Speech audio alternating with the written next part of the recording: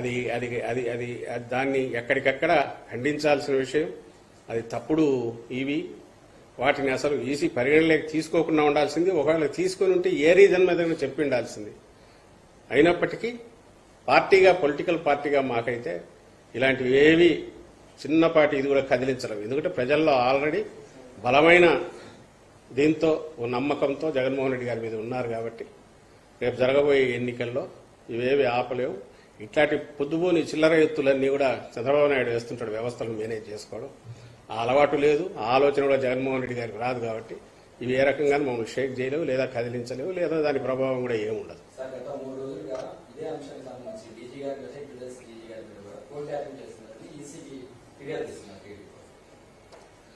నేను ఇంతకుముందు చెప్పింది అప్లై అవుతుంది. పైగా నేను ఒకటి అడుగుతాను, 2 నెలలు నెలన్నర అంతా చేసి ఈరోజు 4వ తేదీ, ఇంకా సరిగ్గా నెల 10 రోజులు ఎన్నికలకు ఉంది.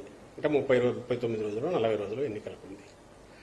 ఈ సమయంలో మీరు ఏ పేపర్లు చూసినా లేదా మీడియా చూసినా ఏ పార్టీ ఎట్లా వ్యవహరిస్తుంది?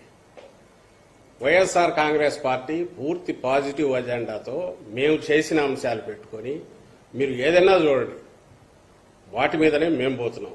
మా నాయకుడి ఉపన్యాసాలు కావచ్చు, లేదా కార్యక్రమాలు కావచ్చు, మేము చేస్తున్న రియల్ ఇతర యాక్టివిటీస్ కావచ్చు, ఏదైనా సరే మేము ఏం చేశాము అనేది చెప్తున్నాము. వాళ్ళు ఏదైనా అంటే దాన్ని తిప్పి కొట్టడానికి మాట్లాడుతున్నాం. మేము ఏం చేస్తున్నాము, దీన్ని ఎలా కొనసాగిస్తున్నామో కొనసాగిస్తామో చెప్తున్నాం. అంటే ప్రజలకు ఒక క్లారిటీ ఇస్తున్నాం.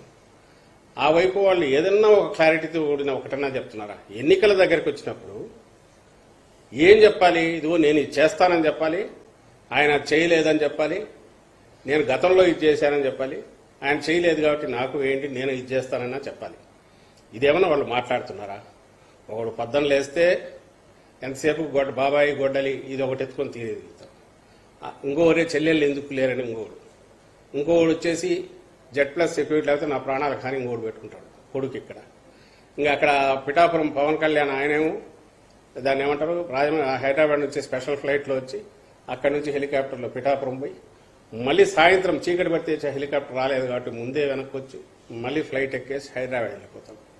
పిఠాపురంలో నేను తిరుగుదామంటే బ్యాచ్లు బ్లేడ్లతో కోస్తారు అని అంటాడు, కత్తులతో పొడుస్తారు అంటాడు. అసలు వీళ్ళు ఎవరన్నా అసలు నువ్వు పిఠాపురం పోవడానికైతే పవన్ కళ్యాణ్ అనే వ్యక్తి 10 ఏళ్ళు ఓ పార్టీ పెట్టుకొని ఓ దుకాణం పెట్టుకొని ఆయన సబ్సిడీ కింద నడిపి ఇంత కష్టపడాలనా? నువ్వు అసలు పొలిటికల్ పార్టీ అయితే నువ్వు ఎన్ని సీట్లలో పోటీ పెట్టావు? నువ్వు పొలిటికల్ పార్టీగా నువ్వు ఏం చేయాలనుకుంటున్నావు? పవన్ కళ్యాణ్ అతనికి ఏమీ లేదు, రేపు ఏం చేయగలనో చెప్పండి, నన్ను ఎట్టో అట్లా ఎన్నుకోండి నమ్మండి అనేంతవరకు అతను పోతున్నాడు. ఈరోజు మొత్తం మీరు రాజకీయ చిత్రపటం చూస్తే వచ్చే ఎన్నికలు, ఈ 40 రోజులు వచ్చే ఎన్నికల్లో క్లారిటీతో కనపడుతుంది ఏంటంటే వైఎస్ఆర్ కాంగ్రెస్ పార్టీ, జగన్మోహన్ రెడ్డి గారు మా అజెండా క్లారిటీతో కనపడుతుంది. మిగిలిన వాళ్ళు చెప్పడానికి ఏమీ లేదు, మమ్మల్ని అనడానికి కనపడక అస్సలు పొద్దుబోనివన్నీ లేనివి అభూత కల్పనలు ఇంతకుముందు మీరన్న వాటికి సంబంధించింది కానీ, లేదంటే ఈ వ్యవస్థ బాగాలేదు, అది బాగాలేదు, ఇక్కడ ఇది లేదు, ఇక్కడ రౌడీ చెప్పలేదు. ఈరోజు ఆ పత్రికలు చూస్తుంటే రోజు ఎక్కడెక్కడ విషయం అంతా కూడా కక్కడం అనేది కనపడుతుంది తప్ప వాస్తవాన్ని మీద డిపెండ్ అయ్యి రాయడం లేదు. రెండవది, నువ్వు అల్టిమేట్గా ప్రజలు నిన్ను ఏ బేసిస్ మీద నిన్ను ఎన్నుకోవాలని చెప్పడానికి నువ్వేం చేస్తావనేది చెప్పట్లా. అంటే చెప్పడానికి ఏం లేదు కాబట్టి బూతులు తిట్టడము లేదా ఇంకోటి చేయడము, ఇప్పుడు ఈసీకి ఏదో కంప్లైంట్లు ఇవ్వడం, ప్రెజర్ తెప్పించడము, ఇంకోటి దాన్ని ఏమంటాం, ఇవన్నీ చూపించి ప్రజలను ఈయనొద్దు కాబట్టి మమ్మల్ని ఎన్నుకోండిని అడ్డంగా ఒక అప్పీల్ చేయడము తప్ప మేము స్పష్టంగా ఇది చేస్తున్నాం. జగన్మోహన్ రెడ్డి గారు ఇది చేయలేదంటే ఒక్క మాట అంటే ఒక పాయింట్ మీరు ఏమైనా చెప్పగలిగితే చెప్పండి. ఆఖరకు వాళ్ళు చెప్పుకున్న ఏదో అక్కడక్కడ పాసింగ్ దీనిలాగా చెప్తున్న హామీలన్నా గట్టిగా చెప్పలేకపోతున్నారు. అంటే వాళ్ళకి అసలు ఏమి చెప్పడానికి కూడా ఏం లేదు, మొత్తం దివాళా తీశారు.